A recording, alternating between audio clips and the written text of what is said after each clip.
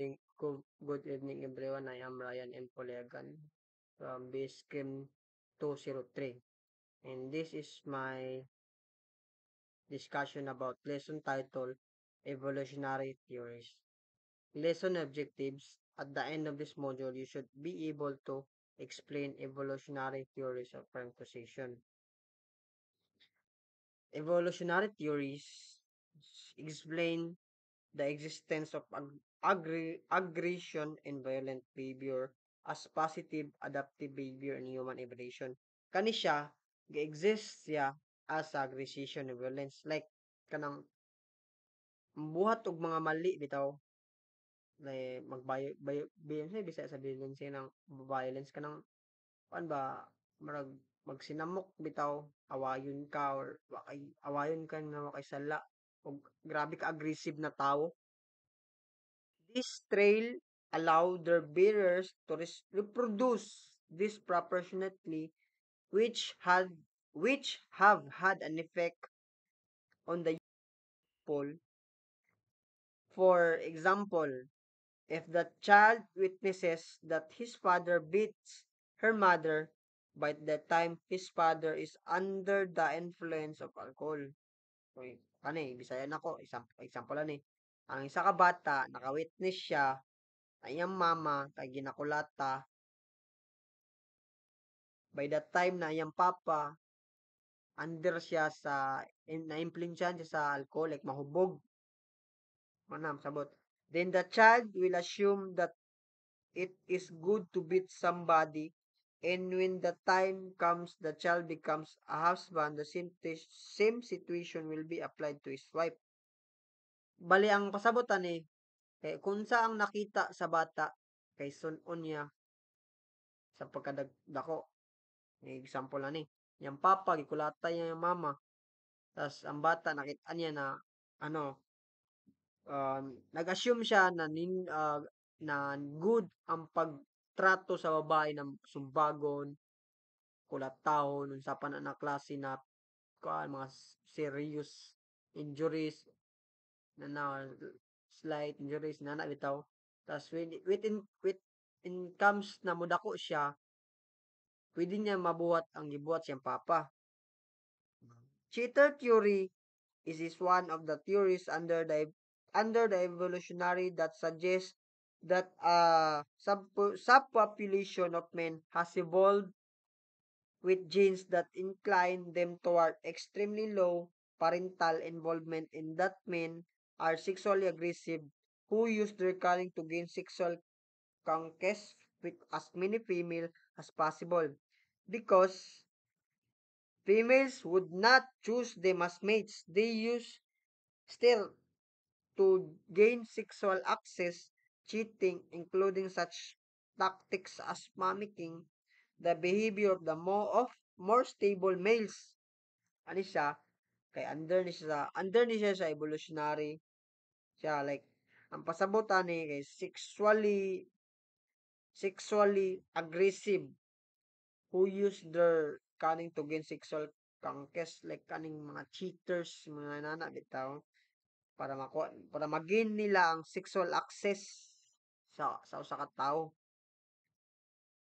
Psychologist Byron Root notes that these cheater types male may especially attractive to younger, less intelligent women who began having children at a very early age.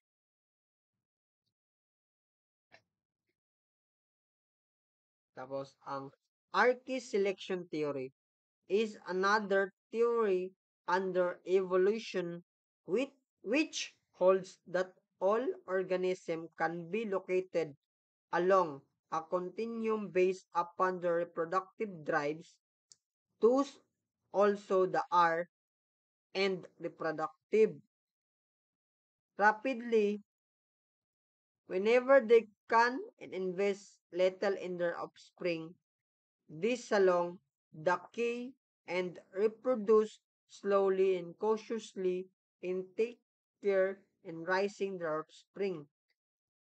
Key-oriented people are more cooperative and sensitive to others, whereas R-oriented people are more cunning and deceptive people who committed crimes seem to exhibit art selection traits such frequent sexual activity. Pasabot.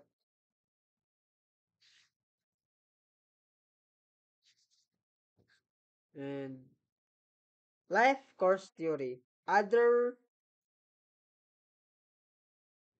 known as developmental theory, suggests that criminal behavior is a dynamic process influenced by individual characteristics as well as social experiences, in that the factors that cause anti change dramatically over a person's lifespan. It is the product of the collaborative effort of Sheldon Glowick. Sheldon Glowick is a Polish American criminologist together with his wife Eleanor Torres Glowick, an American social workers and criminologist. According to Life Course View, even as a toddler, people begin relationship and behavior that will determine their entire life course. As a child, they must learn to conform to social rules and function effectively in society. Later, they are expected to begin thinking about their career, leave their parental homes, find a permanent relationship, and eventually marry and begin their own family. These transactions are expected to be in place in orderly manners. Some, some transaction can occur too early, like when adolescents engage in advanced or precocious sex. In some ways, transaction may occur too late, and when a student fails to graduate because of bad grades or too many incomplete grades.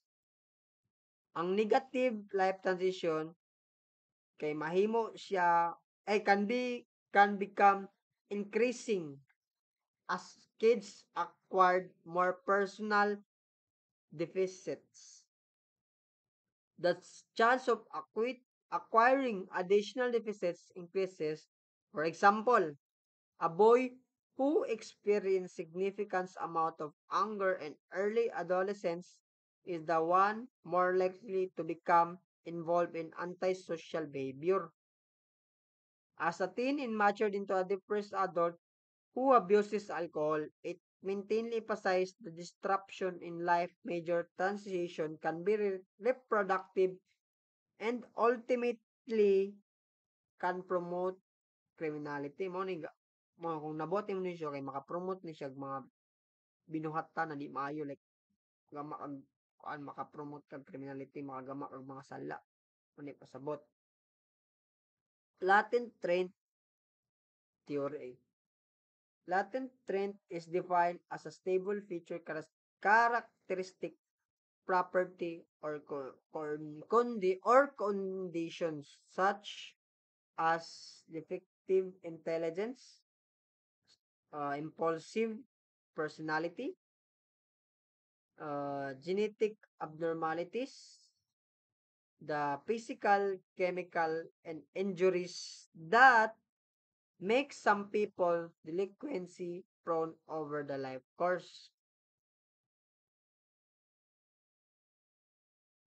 Latent theories such as David Rowe, Wayne Osgood, and Alan Nicewander, 1990, focus on basic human behavior and drives such as attachment, aggression, violence, and impulsivity that are linked course that are linked to antisocial behavior pattern.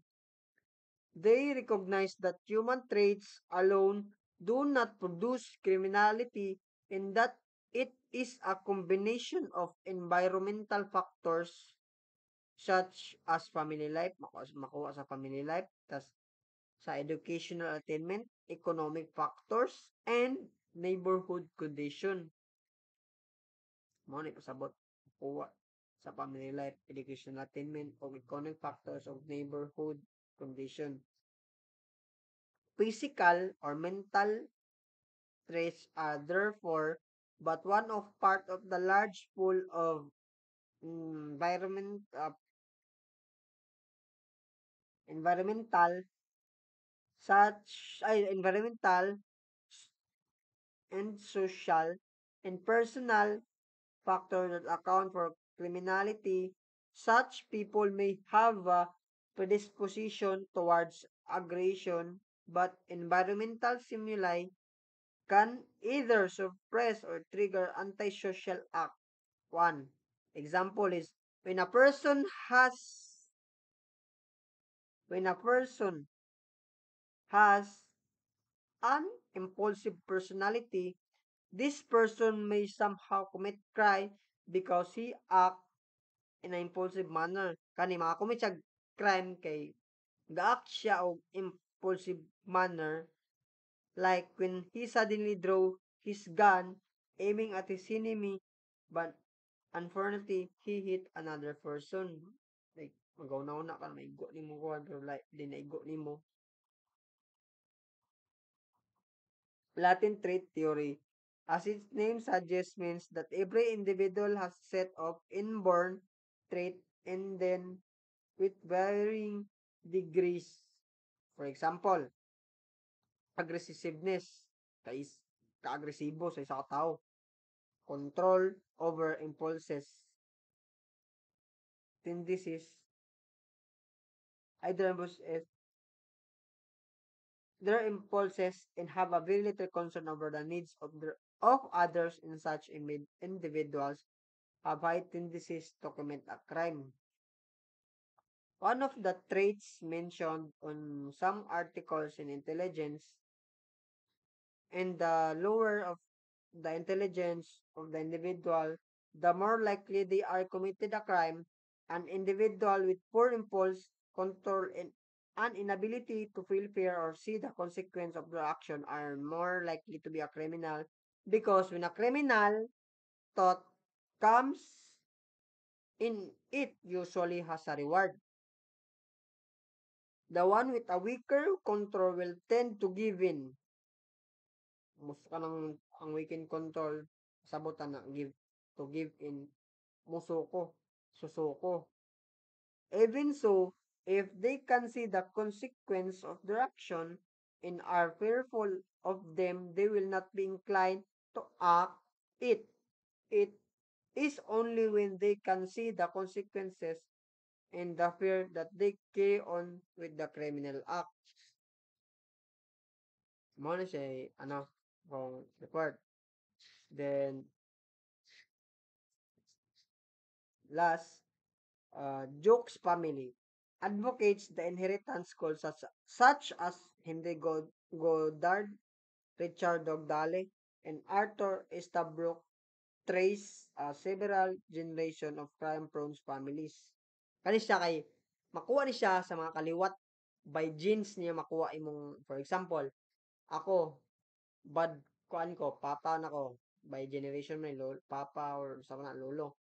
Na ako anak ako, nung kabataan ako, nakabuhat ko og crime like pangawat, robbery, theft, unsa pa na, ang homicide, parricide, minana crime.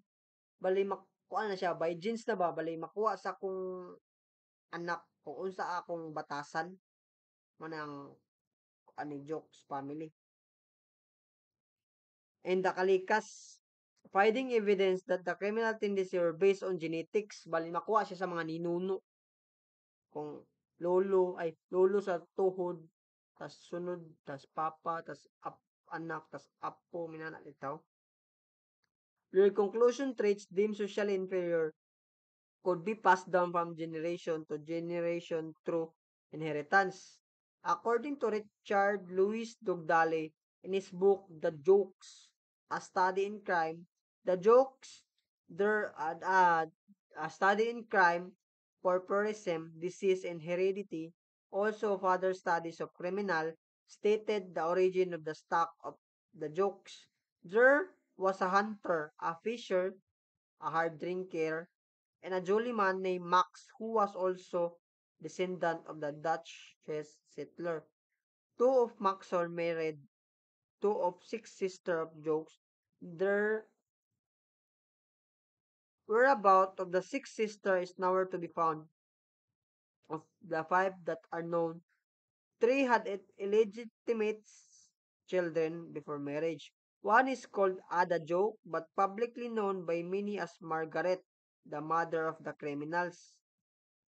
Ada Joke has one bastard son who is progenitor of the distinctively criminal line 52.4% of 84 of the descendants of Ada are into hereditary harlotry.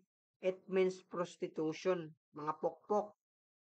Dugdali site in Adler's murderer 40 other criminal and 40 sons who have venereal disease.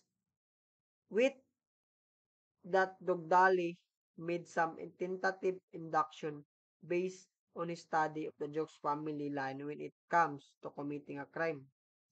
Arthur H. Estabrook, working out to the genetics record office of Cold Spring Harbor, New York, gave a picture of the jokes in 1915, almost 40 years after Dugdale Estabrook said that they have the same traits of feeble, feeble-mindedness, indolence, dishonesty, and licentiousness, extravagant. He said this is because where they go they tend to marry person like themselves. When they marry into better families, they show stronger restraint. Kalikak family. Dr. Henry H. Goddard, a prominent American psychologist, together with Elizabeth S. Kite, conducted a study entitled The Kalikak Family, a study in the heredity of the feebleness, where they traced the family tree of Revolutionary War soldier Theodore Martin Kalikak Sr. The former had an illegitimate son named Martin Kalikak Jr., the great-great-grandfather of Deborah, an 8 years old girl who was interviewed by Goddard. Deborah gained admission of the training school at the Vinland because she did not do well at school, might possibly be feeble-minded, and from him have come for 480 descendants, 143 were are 40 480 descendants, 36 have been illegitimate. There have been 33 sexually immoral person, mostly prostitutes. There have been 24 confirmed alcoholics, three epileptics, 82 died in infancy, three were criminal, eight keep houses of ill fame. These people have married into other families genetically of about the same type so that we now have chartered 1146 individuals.